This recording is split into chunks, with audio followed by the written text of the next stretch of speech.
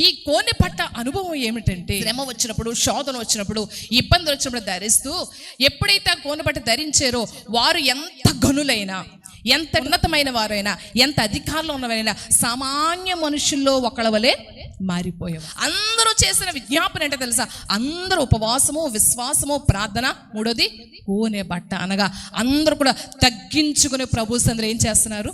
ప్రార్థన చేస్తున్నారు. మన ప్రార్థనలో కూడా ఏముండాలంటే తగ్గింపు ఉండాలి. ఉపవాసం ఉన్నప్పుడు గోనె బట్ట అనగా తగ్గింపుతో పాటు నీ సుఖమును విడిచి మన శరీర సౌఖ్యాలన్నీ విడిచిపెట్టి ఏం చేయాలి? ఉపవాసం ఉండాలి. గోనె బట్టతో మనము ప్రార్థన చేయడం అంటే శారీరకంగా ధరించే గోనె బట్ట కాదు, మన శరీర సౌఖ్యాలను విడిచిపెట్టాలి. ఉపవాసము ఉన్నప్పుడు శరీర సుఖం విడిచిపెట్టాలి, శరీర ఆలోచనలు విడిచిపెట్టాలి, శరీర కోరికలు విడిచిపెట్టాలి, శారీరకంగా తినే ఆహారాన్ని, నైవేద్యాన్ని దూరపరచాలి. ప్రభు సన్నిధిలో తగ్గించుకొని ప్రార్థన చేసి రానైన కీడును దేవుడు తప్పిస్తాడు.